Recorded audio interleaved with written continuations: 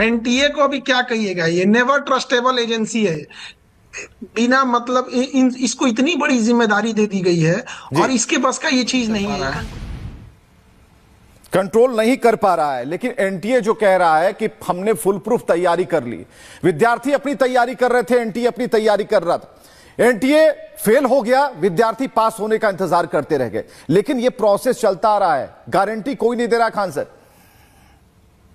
NTA का बस का नहीं है। देखिए, ये लोग पिछली बार भी ऐसी गलती किए थे 2024 में, और 2025 में इसका नतीजा क्या हुआ, बच्चों से दुश्मनी निकाल दी गई। उनको ऐसे क्वेश्चन पेपर थमा दिए गए जो स्टैंडर्ड से कहीं दूर तक थे। जब भी पेपर लीक होता है, सबसे दुर्भाग्य क्या होता है, वो बच्चे आके बताते हैं कि पेपर लीक हो गया है, और फिर बच्चों पे ही केस लाद दिया जाएगा, उन्हीं को लाठी मारा जाएगा, और बाद में बच्चों को ही क्वेश्चन थमा दिया जाएगा। और बच्चों से किस तरह से गैर जिम्मेदार लोग बात बोल रहे हैं कि जो बच्चे पढ़ लिए हैं दोबारा एग्जाम क्यों नहीं देते। इन गधों से पूछिए, कभी एग्जाम में बैठे हो, एक नंबर से किसी का सपना टूट जाता है। ये कोई बोर्ड एग्जाम नहीं है, कोई यूनिवर्सिटी का पेपर नहीं है कि हम दोबारा दे देंगे।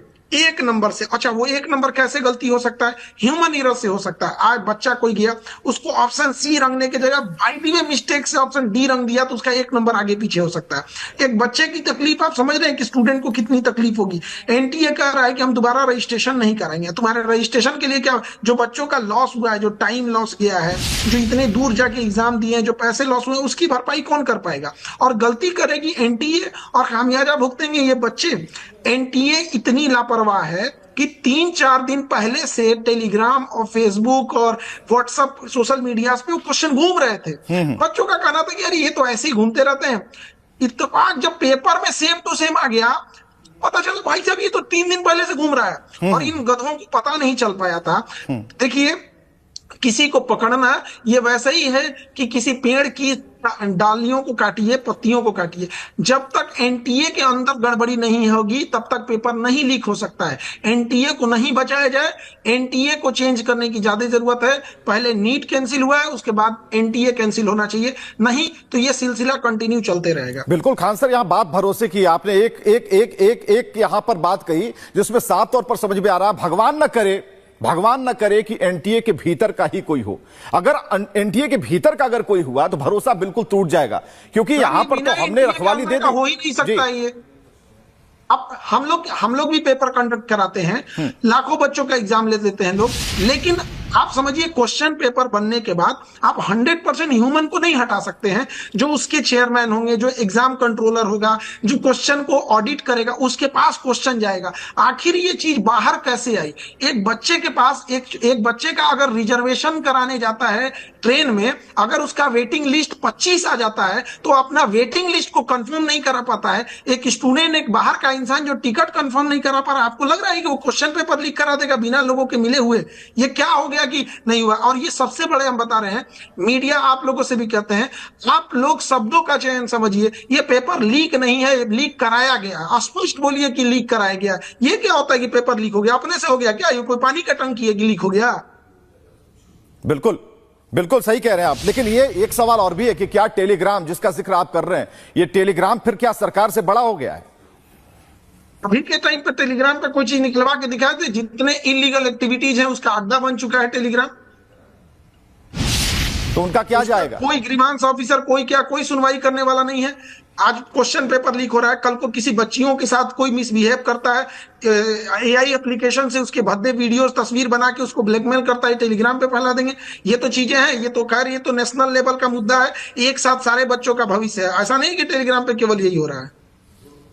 ये तो परीक्षा की पद्धति खान सर समझिए कि ये मोजे, जूते, पैंट, 6 पैकेट वाले जो पैंट आते हैं सारे कुछ खुलवा लिए जाते हैं, सब कुछ चेक हो जाते हैं, और इनका जो है भीतर ही सब कुछ खत्म है एनटीए वालों का।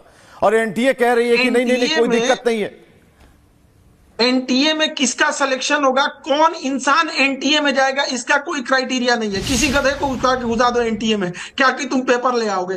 क्या इससे पहले वो पेपर कंडक्ट कराया है कि नहीं, पेपर को कंडक्ट कराने के लिए क्या क्या प्रोसीजर फॉलो करने होते हैं, और पिछले 20 सालों के इस केस स्टडी क्या वो पढ़ के आया है कि कौन से पेपर लीक हुए थे, कहां से लीक हुए थे, उसका क्या कारण था, उसके लिए क्या एसआईटी बनी थी, क्या रिपोर्ट आई थी। ये एनटीए के लोगों को कुछ पता है? कुछ नहीं पता है। उठा के दे देंगे सीबीआई सीबीआई को? सीबीआई एक नोकिया मोबाइल है, किसी नेता होता को थोड़ा पकड़ना है कि सीबीआई को उठा के दे देंगे। सीबीआई ही सब की एक्सपर्ट है, वो कहीं से पेपर लीक और जड़ तक किसी मामले में जाने लगी, वही सब का काम है, नहीं है सीबीआई का।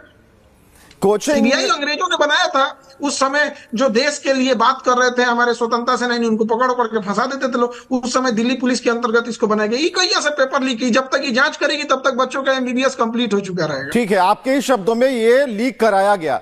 यहां पर कोचिंग संस्थानों की कितनी बड़ी भूमिका नजर आती है, क्योंकि ये जो पूरा नेक्सस है, क्या सिर्फ एनटीए को आप दोषी मानते हैं, या एनटीए के अंदर जो व्यक्ति इसमें संलिप्त है उसको दोषी मानते हैं, या फिर ये कैसे, इस चेन को कैसे देख रहे हैं आप?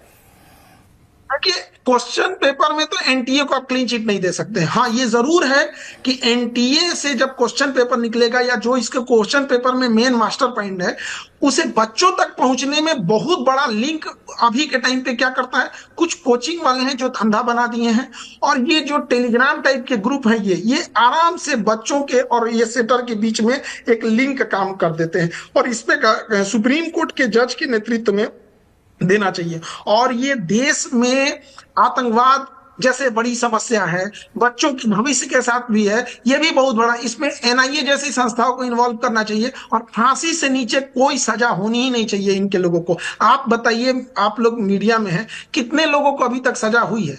इनको सजा होती है, 6 महीने बाद ये लोग जमानत पे बाहर आ जाते हैं, तो वो क्यों नहीं अपराध करेगा? उसको लग रहा है कि हम 500 करोड़ 600 करोड़ पेपर लीक करके अगर हम कमा लेते हैं और उनकी 2 साल की सजा ही हो जाएगी, तो यहाँ तो क्रिमिनल ऐसे बैठे हैं कि जिनको 600 करोड़ अगर पेपर लीक के कमा लेंगे, 2 साल की सजा होगा तो कहेगा साहब 3 साल का सजा दे दीजिए, तो उसके लिए 2 साल की सजा क्या मायने रखेगी? बिल्कुल, बहुत बहुत शुक्रिया खान सर हमारे साथ जुड़ने के लिए और बातचीत करने के लिए। बच्चों के भविष्य का सवाल, इसलिए खान सर हमारे साथ जुड़े, और ये रिपब्लिक भारत पर पहली बार है कि खान सर इस पूरे माहौल के बीच में उन्होंने यहां अपनी बातें रखी हैं।